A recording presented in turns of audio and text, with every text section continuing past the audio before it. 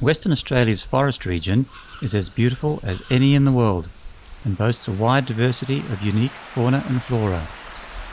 Every 10 years, the government signs off on a new forest management plan. Much of the plan involves regulations and guidelines by which the forest can be logged and remodeled into tree farms and plantations. According to the Forest Products Commission's website, there are approximately 2.25 million hectares of native forest in the southwest of Western Australia, and that 62% of the state's native forests are set aside in national parks, reserves and other areas. However, a closer look reveals a very different result. Whilst the area covered by the Forest Management Plan incorporates most of the state's tall hardwood forest, a large percentage of the area is not forested at all and incorporates coastal heathland, grassland, rocky outcrops and farmland, and also includes the Yugerup sand dunes, which are the largest area of inland sand dunes in the southern hemisphere, covering an area of nearly 30 square kilometres. Although the government claims that 62% of native forest is protected from logging, what the mapping shows is that most of the genuine tall hardwood forest is available to the logging industry.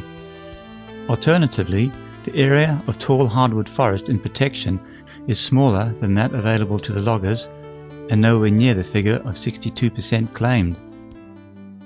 In the area to the north that is predominantly jarrah, medium to large trees are felled, and then any trees that are deemed unsuitable for future logging are ring-barked and poisoned. Only a small portion of the jarrah logged is used for value-added products, with the majority being turned into railway sleepers and charcoal.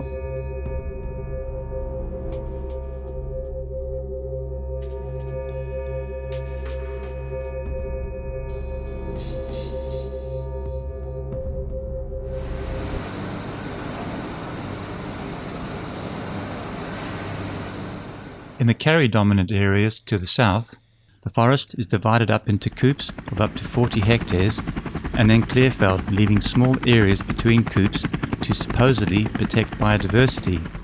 These areas, called temporary exclusion zones, or TEZs, are available for clear-felling once the plantation has reached a certain age.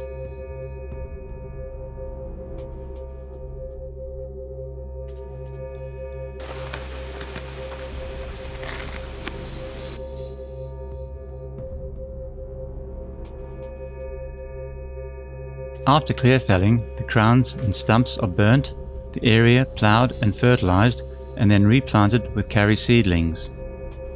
Whilst karri dominant before clear felling, most of these areas also have a diversity of other tree species and a wide variety of understory plants, none of which are replaced. When the seedlings have grown into small trees, they are thinned. This happens 2 or 3 times before the area is again cleared and then replanted.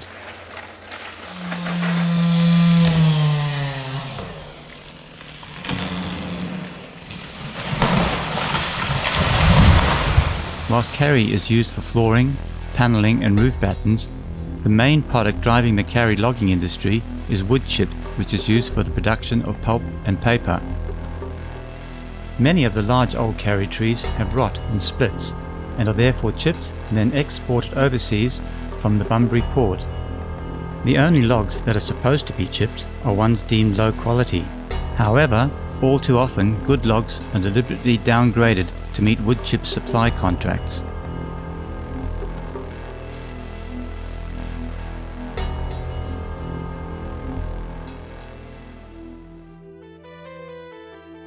One has to ask, why are the governments in Australia so obsessed with supporting this destructive, expensive and unpopular industry that is destroying our native forest to produce wood chips, roof tile battens, railway sleepers and charcoal? What you have seen in this video is just a small section of what the insatiable greed of an industrialized corporate logging industry has stolen from us and from future generations, and continues to plunder.